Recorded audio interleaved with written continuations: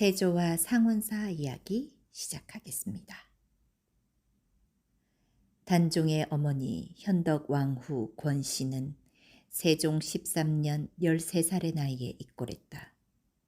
이때 이미 세자빈이 있었지만 권씨가 세자를 모셨고 그 후 세자빈이 쫓겨나자 권씨가 세자빈이 되었다. 권씨는 첫째로 딸을 낳고 세종 27년에 아들을 낳으니 그가 바로 단종이었다.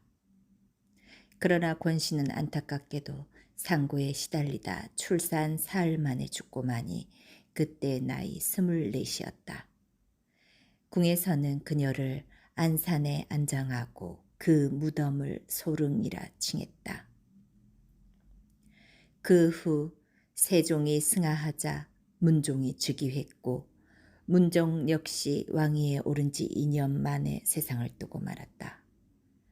왕위는 이제 12살밖에 되지 않은 단종에게 승계되었지만 얼마 지나지 않아 숙부인 수양대군에게 빼앗기고 만다. 왕위 찬탈에 격분한 성삼문, 박백년, 하위지 등은 저항하며 단종 포기에 앞장섰다. 그러나 결국 실패로 끝나고 모두 죽임을 당하니 이들이 소위 사육신이다. 모반에 가담한 사람들을 모두 처형한 세조는 현덕 왕후의 동생과 어머니마저 관련되어 있다 하여 죽여버렸다. 그리고 이미 죽은 현덕 왕후의 아버지 화산 부원군의 지위도 서민으로 강등시켰다.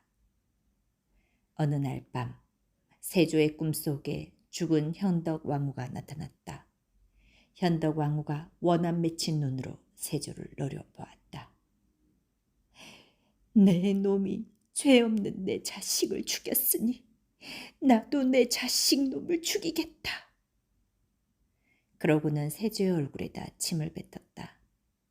세조는 깜짝 놀라 깨어났는데 놀랍게도 곧 동궁에서 와병 중이던 세자가 죽었다는 기별이 왔다. 화가 난 세조는 안산에 묻힌 현덕왕후를 서민으로 강등하고 소릉을 파헤치라 명했다. 그날 밤 한밤중에 소릉에서 왕후의 울음소리와 함께 이런 목소리가 들려왔다. 내 집을 다 파헤치려 하니 장차 이를 어쩔꼬. 또 어떤 스님은 이런 목소리를 들었다. 왕이 미쳤거늘 누가 감히 막겠는가. 참으로 분하고 원통하구나. 그래서 그랬을까. 소릉으로 몰려간 병사들이 현덕 왕후의 석실을 열었지만 도무지 관이 움직이지 않았다. 곧 이어 하늘이 컴컴해지더니 느닷없이 비바람이 몰려왔다. 화들짝 놀란 병사들과 인부들은 달아나기에 바빴다. 이튿날 왕후의 울음소리를 들은 스님이 살펴보니 석실 밖으로 삐져나온 관이 바닷가에 떠 있었다. 놀란 스님이 바삐 연부를 외며 관을 언덕으로 옮겼다.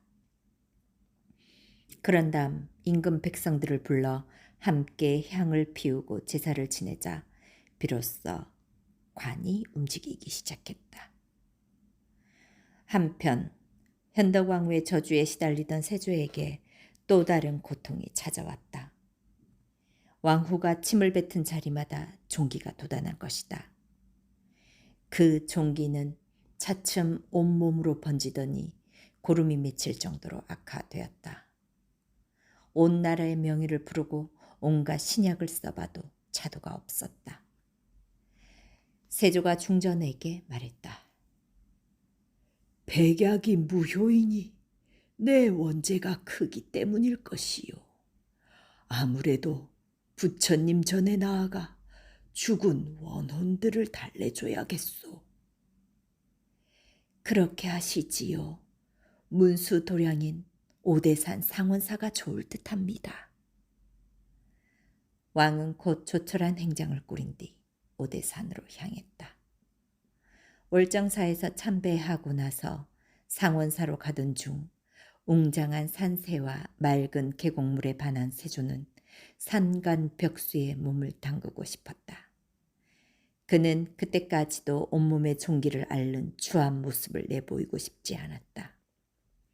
주위를 모두 물린 왕은 비로소 어의를 벗고 홀로 계곡물에 몸을 담갔다. 그런데 얼마 후 숲속에서 작은 동자승이 나타났다. 세조가 그를 불렀다.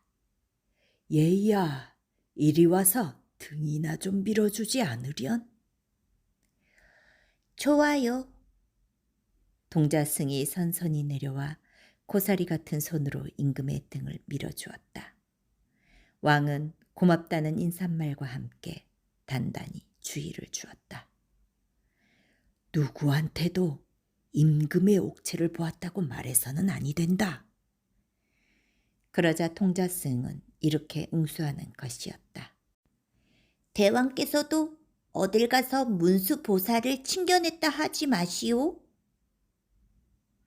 동자승은 호련히 자취를 감추었고 놀란 왕은 주위를 두리번거리다가 문득 자기 몸의 종기가 씻은 듯이 나았다는 사실을 알았다. 그 일로 크게 감동한 왕은 궁궐로 돌아온 뒤 화공을 불러 자신이 만난 문수 동자를 그리게 했다. 기억을 더듬어가며 몇 번의 수정을 거친 끝에 동자 상이 완성되자 그것을 상원사에 보내 봉안토록 했다. 현재 상원사 문수전에는 국보로 지정된 문수 동자 상이 봉안되어 있다. 그 이듬해 세조는 또다시 상원사를 찾았다. 법당에서 막 불공을 들이는데 갑자기 고양이 한 마리가 나타났다. 그런데 이상하게도 고양이가 세조의 옷자락을 물더니 자꾸 바깥으로 잡아끄는 것이었다. 불길한 느낌의 왕은 곧 법당 밖으로 나왔다. 그러고는 수행한 병사들을 불러 법당 안팎을 샅샅이 뒤지게 했다. 아니나 다를까 불점 밑에 자객 셋이 숨어 있었다. 왕을 시해하려고 시퍼런 칼을 숨긴 채 기회를 노리고 있었던 것이다.